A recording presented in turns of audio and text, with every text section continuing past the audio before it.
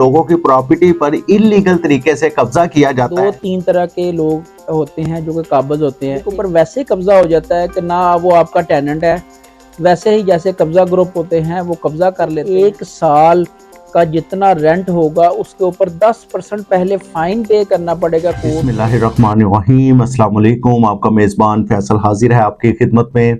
सबसे पहले रिक्वेस्ट है कि मेरे चैनल को सब्सक्राइब कर दें, बेल आइकन पे क्लिक कर दें। इसके साथ आज का जो टॉपिक है उसके मुतल्लिका कोई आपसे क्वेश्चन हो तो आप मुझे कमेंट्स बॉक्स में वो क्वेश्चन पूछ सकते हैं। आज का जो मेरा टॉपिक है वो प्रॉपर्टी पर कब्जा के हवाले से है कि जो लोगों की प्रॉपर्टी पर इलीगल तरीके से कब्जा किया जाता है उस कब्जा को कैसे छुड़वा सकते हैं और उसके क्या तरीके हैं। इसके लिए मैंने लाइव प्रोग्राम में मेरे साथ मोहम्मद यूसुफ खान एडवोकेट मौजूद हैं, उनकी तरफ चलते हैं, उनसे पूछते हैं कि जो प्रॉपर्टी पर कब्जा होता है उसे किस तरह छुड़वा सकते हैं और उसके क्या क्या तरीके हैं। अस्सलाम वालेकुम। वालेकुम सलाम। जी सर, खैरियत से हैं? शुक्र अल्लाह का, आप सुनाएं। जी सर, अल्लाह का शुक्र है।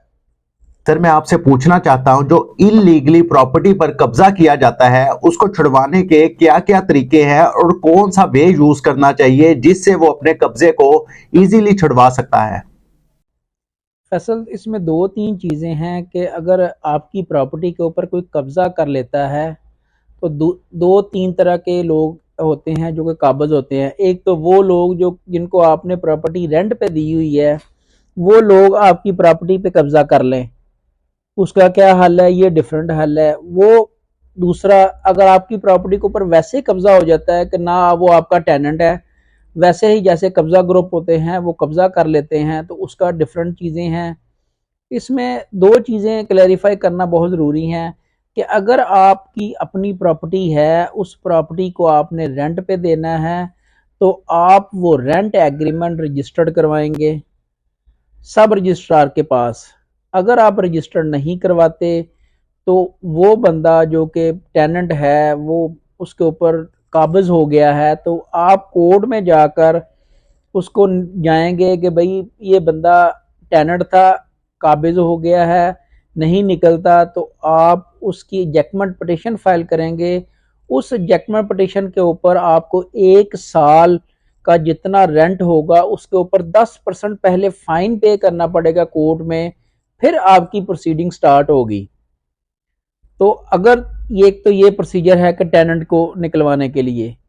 दूसरा प्रोसीजर इसमें यह है कि अगर आपकी प्रॉपर्टी के ऊपर कब्जा हो जाता है तो 2-3 तरह की रेमेडीज हैं। आप पुलिस के पास भी जा सकते हैं, आप इलीगल डिस्पोजेशन एक्ट का इस्तगासा फाइल कर सकते हैं जो कि डायरेक्ट सेशन कोर्ट में फाइल होगा, और सेशन कोर्ट में फाइल होने के बाद वो जो सिविल दीवानी प्रोसीडिंग है वो नहीं होगी, फौजदारी प्रोसीडिंग होगी, क्रिमिनल प्रोसीडिंग होगी, और आपको कब्जा जल्दी मिल सकता है।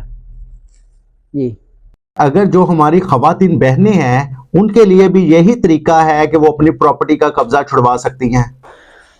हाँ जी फैसल, मैंने आपको पिछले प्रोग्राम में भी बताया था कि अगर कोई फीमेल है वो थाने नहीं जाती या कचहरी नहीं जाना चाहती, माहौल इस तरह का है, लोग इस चीज़ से कतराते हैं, मैं जनरल बात कर रहा हूँ कि औरतें अपना हक इसी वजह से छोड़ देती हैं कि हम थाने जाएं, कचहरी जाएं, तो उसके लिए गवर्नमेंट ऑफ पंजाब ने वुमेन प्रॉपर्टी राइट्स एक्ट के तहत एक खातून मोहतसिब पिछड़े के पुल के पास उनका ऑफिस है, वहाँ जा सकती हैं। वो एप्लीकेशन देगी कि ये मेरी प्रॉपर्टी है, इसके ऊपर कब्जा हुआ है, तो वो कब्जा, वो डिपार्टमेंट उस औरत को कब्जा भी छुड़ा कर देगी, उसे सिविल कोर्ट या बाकी जगह जाने की जरूरत नहीं है।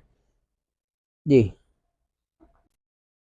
जैसा कि आपने सुना होगा, मैंने मोहम्मद यूसुफ खान एडवोकेट से बात की, बकायदा उन्होंने हमें इसका प्रोसीजर बताया और उनसे नेक्स्ट जो प्रोग्राम है इसकी डॉक्यूमेंटेशन के बारे में पूछेंगे।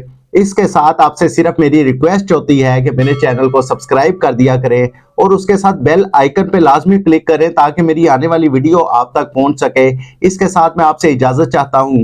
अल्लाह हाफिज।